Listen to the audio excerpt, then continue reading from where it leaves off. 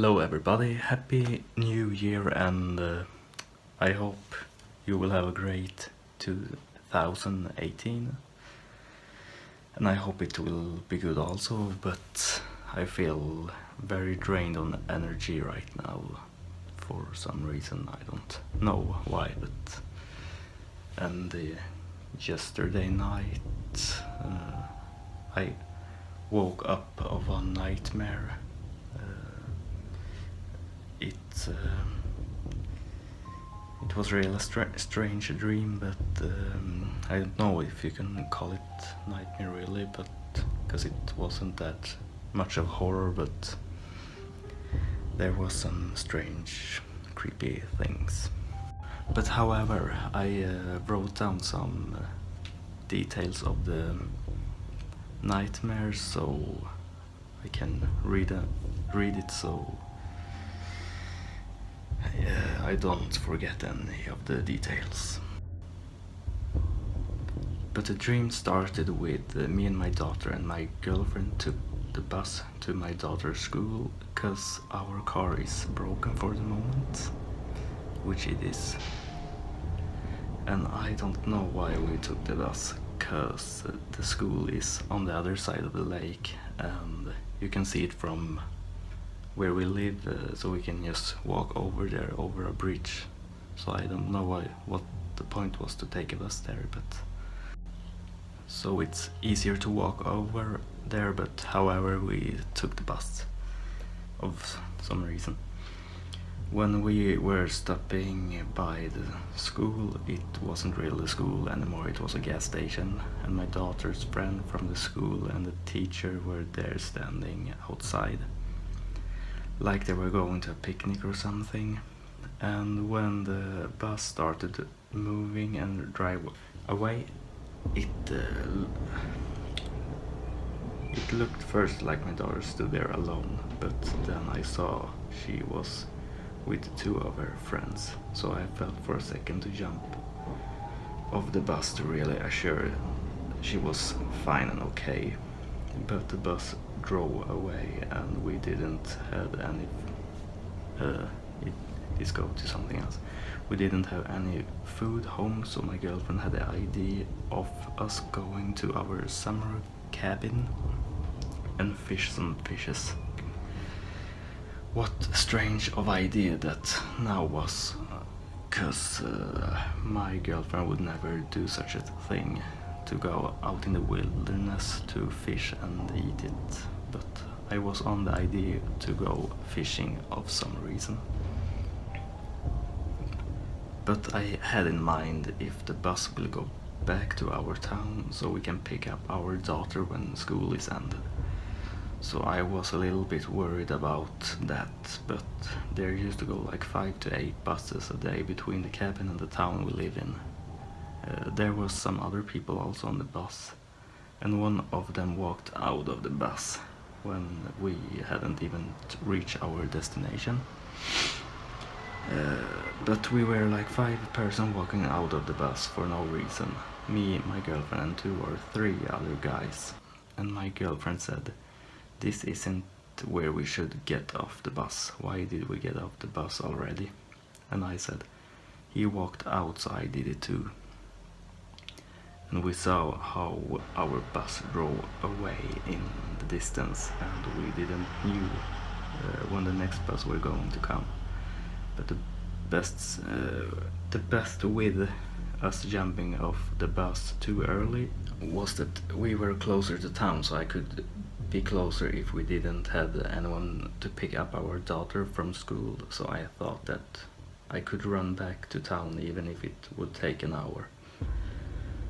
But then I would also leave my girlfriend with some strangers who seemed friendly. The 3 guys started to talk with each other like we knew each other the whole life, and like we were on a road trip together. The place where we had jumped off doesn't exist in real life, but in my dream it existed, and I knew about the place, but hadn't really thought so much about it. There were like 3 to 4 houses near the road, and apparently there was a legend about vampires living there a long time ago. and the place was really eerie, and I walked up to the houses alone, of course. And I took my camera on my iPhone and started filming the place, and thought to myself, this is gonna be a good YouTube video. Cause I have never seen anyone on YouTube into this place and explored it. And I zoomed in on the statue that was on a little hill, and it was a skull with rose around it, I think. Very cheesy to be vampires living there, but the statue was in stone. And I have never seen such a thing in a forest, so it was weird anyway. I also filmed a house who was on the opposite side of the statue, and that house looked like a little bit like a church, and the building was either white or red, and it was spring outside, so you could see the grass growing wild. Next to the hill where the statue is standing on the left side, there was a big house for being an old house standing. The house were red, and next to that house there was other little bit smaller house, and it was on the left to the first house, so the houses would be making an L if you would see it from above. And it was many old stuff laying around, like from early 20th century. And I walked to the house near the road, the house that is the tip of the L, and I saw my girlfriend and the other guys talking. And no bus hadn't shown up, so I took my phone and started filming inside one of the window. So I filmed first, but I hadn't the light on, so I couldn't see anything. So I put the light on the camera as I was filming, and I thought for a second, what if someone is living here? But I filmed inside anyway, and for my surprise I saw what I thought was a girl laying in a little bed, covering her head fast, and I thought I could see black worn out hair sticking out under the blanket. I put down the camera right away and ran and told my girlfriend and the other people that there was people living in the house, and I did show them the film, and we all got scared and ran to the next bus stop further away from our town. With me filming that thing and having it on the camera, it was like something from the house or houses were hunting us, especially me. And then we got into another old red house, because one in our group, so-called, have been having that place like a cabin himself. So his family owned that house, but I felt uncomfortable being near the vampire place.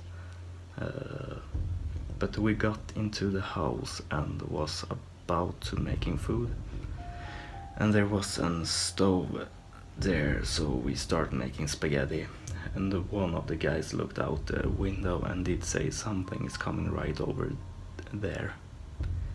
And as he had spoken out the last word, the door was slammed open, and then I woke up. So, and the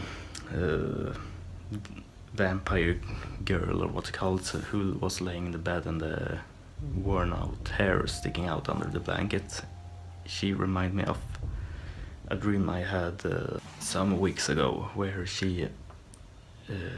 I woke up because I had dreamed about her, and she was like in dinosaur skin or something, and she was red and black in the black worn out hair, and she scratched me on the back in the dream, and I woke up and it hurted in my back like it was for real. But I didn't dare to look if I had scratch mark on the back, because if I would see that, I wouldn't have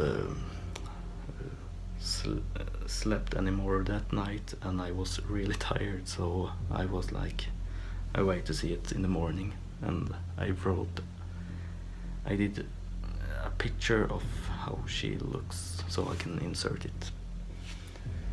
But other than that, this nightmare could be like a movie, I think.